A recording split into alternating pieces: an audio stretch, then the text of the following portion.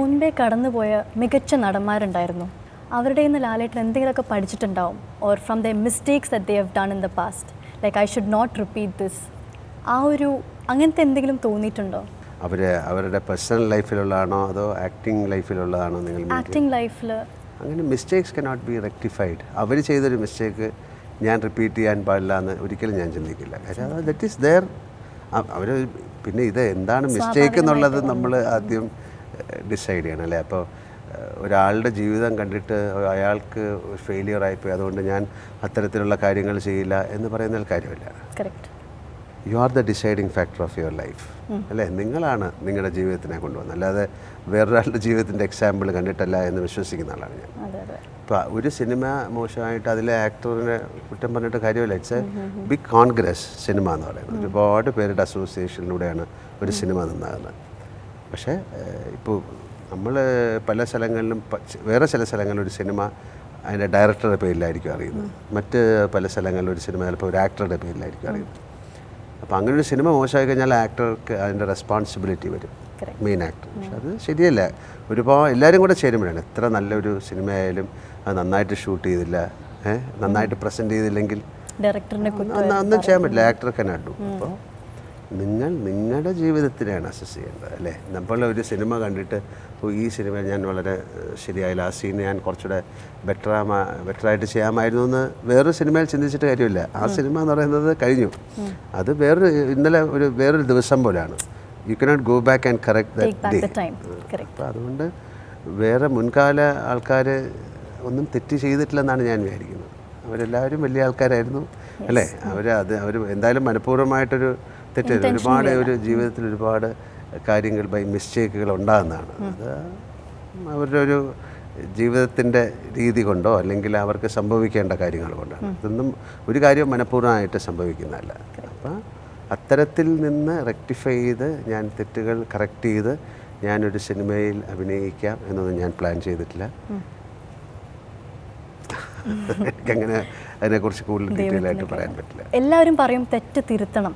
Like ഞങ്ങളൊരു കാര്യം തെറ്റ് ചെയ്യുകയാണെങ്കിൽ you should rectify it and not repeat it അല്ലേ. അപ്പോൾ ലാലേട്ടൻ എങ്ങനെ തോന്നുന്നുണ്ടോ? ഒന്നാമത് പല ആൾക്കാരും ഒരാളെ അഡ്വൈസ് ചെയ്യുന്നത് ആ അഡ്വൈസ് ചെയ്യാൻ യാതൊരു അവകാശമില്ലാത്ത ആൾക്കാരാണ് അല്ലേ. അവരതിലും കൂടുതൽ കാര്യങ്ങൾ ചെയ്യും. പിന്നെ നമുക്കെപ്പോഴാണ് തെറ്റ്? നമുക്കൊരു സൊസൈറ്റിക്ക് ഒരു പ്രോബ്ലം ആകുക അല്ലേ, അല്ലെങ്കിൽ നമ്മുടെ വീട്ടുകാർക്ക് അല്ലെങ്കിൽ നമ്മളെ ഇഷ്ടപ്പെടുന്നവർക്ക് അങ്ങനെയുള്ളവർക്കൊരു പ്രോബ്ലമായിട്ട് മാറുമ്പോഴാണ് അത് അങ്ങനെ ചെയ്യാൻ പാടില്ല.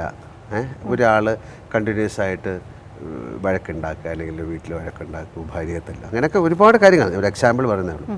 അങ്ങനെ നമുക്ക് എല്ലാവർക്കും ഒരു പ്രോബ്ലം ആകുന്ന സമയത്താണ് അതൊരു തെറ്റായിട്ട് മാറുന്നത് എന്ന് വിശ്വസിക്കുന്ന ഒരാളാണ്. അത്തരത്തിൽ ഇതുവരെ ഞാനൊരു പ്രോബ്ലമായിട്ട് മാറിയിട്ടില്ല ആർക്കും. അപ്പോൾ അതുകൊണ്ട് ഞാൻ അങ്ങനെ എന്നെ റെക്ടിഫൈ ചെയ്യാനായിട്ട് ഞാൻ ശ്രമിക്കാറില്ല. കാര്യം എങ്ങനെയാണ് നിങ്ങൾ ചെയ്യുന്നൊരു പ്രവൃത്തി കൊണ്ട് നിങ്ങൾക്ക് തന്നെ കുഴപ്പമുണ്ടാകുക അല്ലേ. അതിപ്പോൾ ഫോർ എക്സാമ്പിൾ പെട്ടെന്നൊരു ആൽക്കഹോളിസം അല്ലെങ്കിൽ വേറെ എന്തെങ്കിലും ഡോപ്പിംഗ്, അല്ലെങ്കിൽ ഇപ്പം ഞാൻ എൻ്റെ പ്രൊഫഷനിൽ ഞാൻ ഒരു തരത്തിലും കറക്റ്റായിട്ട് അതിൻ്റെ ഒരു ഡിസിപ്ലിൻ പാലിക്കാതിരിക്കുക, ഷൂട്ടിങ്ങിന് വരാതിരിക്കുക, എനിക്ക് ഇഷ്ടമുള്ളപ്പോൾ വരിക. അപ്പോൾ അങ്ങനെയൊക്കെ വരുന്ന സമയത്താണ് ഒരു തെറ്റായിട്ട് മാറുകയും നമ്മൾ ആലോചന പറയാനില്ല, അങ്ങനെ ചെയ്യാൻ പാടില്ല. അപ്പോൾ പിന്നെ ആ ആസ്പെക്റ്റ് എന്ന് പറയുന്ന ഒരു പ്രൊഫഷണലിനെ ഒരുപാട് പേരെ ബാധിക്കുന്ന ആസ്പെക്റ്റാണ്. അല്ല ഞാൻ എൻ്റെ പേഴ്സണലായിട്ട് ഞാൻ എന്ത് ചെയ്യുന്നു എന്നുള്ളത് വേറൊരാൾ അറിയുന്ന കാര്യമില്ല അല്ലേ. അപ്പോൾ അങ്ങനെ ഒരാളെ പോയിട്ട് നിങ്ങൾ അങ്ങനെ ചെയ്യാൻ പാടില്ല എന്ന് പറയാൻ എനിക്കും അധികാരമില്ല. അപ്പോൾ നമ്മളെല്ലാവരും എൻറ്റിറ്റി വൈസ് നമ്മൾ തനിച്ച് ഉള്ള ആൾക്കാർ തന്നെയാണ്. അപ്പോൾ സിസ്റ്റമിന് അല്ലെങ്കിൽ നമ്മുടെ കൂടെയുള്ളവർക്ക് നമ്മുടെ സൊസൈറ്റിക്ക് അങ്ങനെ ഒരു സൊസൈറ്റി എന്നൊരു ധാരണ ഉള്ളതുകൊണ്ട് പറയാണ് അവർക്കൊരു കുഴപ്പമുണ്ടാകുന്ന കാര്യങ്ങൾ, ഒരുപാട് പേർക്ക് മനസ്താപം ഉണ്ടാകുന്ന കാര്യങ്ങൾ, അങ്ങനെ വരുമ്പോഴാണ് അത് തെറ്റായി മാറുന്നത്. അത്തരത്തിൽ കറക്റ്റ് ചെയ്യേണ്ട കാര്യങ്ങളൊന്നും എനിക്കില്ലെന്നാണ് ഇപ്പം ഞാൻ വിശ്വസിക്കുന്നത്. നാളെ എന്താവുമെന്ന് എനിക്കറിയില്ല. ലാലേട്ടൻ എന്തായാലും ശത്രുക്കളൊന്നും അങ്ങനെയല്ല. You don't have any enemies because അങ്ങനെയാണ് ലാലേട്ടൻ ഇതുവരെ കണ്ടക്ട് ചെയ്തിരിക്കുന്നത്. യു ബിൻ വെരി സോബർ, വളരെ ലോ പ്രൊഫൈൽ. ഇത്രയും കാര്യങ്ങൾ നേടിയിട്ടും you have kept your low profile. And recently ഞാനിപ്പോൾ ലാലേട്ടൻ്റെ ബ്ലോഗ് നോക്കുകയാണെങ്കിൽ കുറേ സൊസൈറ്റിനോട് ഇങ്ങനെ കുറേ കമ്മ്യൂണിക്കേറ്റ് ചെയ്യുന്നുണ്ട് ഇപ്പോൾ റീസെൻറ്റ് ടൈംസിൽ. ഇപ്പോൾ ഈ പണ്ട് കാലങ്ങളിൽ ഇതൊന്നും അധികം ഉണ്ടായിരുന്നില്ല. നമ്മുടെ കമ്മ്യൂണിക്കേഷൻ എന്ന് പറയുന്നത് വളരെ കുറവായിരുന്നു. അന്ന് ഇപ്പോൾ ഒരു ഞാൻ ആദ്യമായി സിനിമ വരുന്ന സമയത്തും ഒക്കെ ന്യൂസ് പേപ്പറോ അല്ലെങ്കിൽ റേഡിയോ അങ്ങനെയൊക്കെ ഉണ്ടായിരുന്നുള്ളൂ. പിന്നെ ഒരുപാട് ടെലിവിഷൻ വന്നു, നെറ്റ് വന്നു, ഇൻ്റർനെറ്റ്, ഒരുപാട് ന്യൂസ് ചാനലുകൾ വന്നു, ഒരുപാട് കാര്യങ്ങൾ ഓപ്പൺ അപ്പ് ആവാൻ തുടങ്ങി. അപ്പോഴും നമ്മുടെ മനസ്സിൽ നമുക്ക് പറയേണ്ട ഒരുപാട് കാര്യങ്ങളുണ്ടാവും അല്ലേ. നമുക്ക് ഒരു ആക്ടർ എന്നുള്ള രീതിയിൽ നമുക്ക് അല്ലെങ്കിൽ പറയേണ്ട അല്ലെങ്കിൽ കമ്മ്യൂണിക്കേറ്റ് ചെയ്യേണ്ട കാര്യങ്ങൾ വേറെ ആൾക്കാർ എഴുതി സൊസൈറ്റിക്ക് എഴുതുകയും അത് നമ്മൾ അഭിനയിച്ച് കാണിക്കുകയൊക്കെ ചെയ്തിട്ടുണ്ട്. പക്ഷേ ഇപ്പോൾ ബ്ലോഗ് എന്ന് പറയുന്ന ഒരു പുതിയ സംവിധാനമാണ് അല്ലേ. എനിക്ക് പറയേണ്ട ഒരു കാര്യം അല്ലെങ്കിൽ ഞാൻ ഈ പിന്നെ നമ്മുടെ സൊസൈറ്റിയിൽ അനുഭവിക്കുന്ന അല്ലെങ്കിൽ വേറൊരാൾ അനുഭവിക്കുന്ന ഒരു കാര്യത്തെക്കുറിച്ച് എനിക്ക് ആൾക്കാരോട് പറയണം. എന്നെ ഇഷ്ടപ്പെടുന്നവർ മാത്രം ഇത് വായിച്ചാൽ മതി. ഒരുപാട് സ്വാതന്ത്ര്യമുണ്ട് എനിക്ക്. നാളെ ബ്ലോഗ് എഴുതിയിട്ട് എല്ലാവർക്കും ഒരു പ്രശ്നമാകേണ്ട കാര്യമൊന്നുമില്ല. ഞാൻ നിങ്ങളോട് പറഞ്ഞിട്ടില്ല വായിക്കണം. അതെ, നിങ്ങൾക്ക് ഇഷ്ടമുണ്ടെങ്കിൽ വായിച്ചാൽ മതി. അപ്പോൾ അങ്ങനെ ഒരു സിസ്റ്റം വന്നപ്പോൾ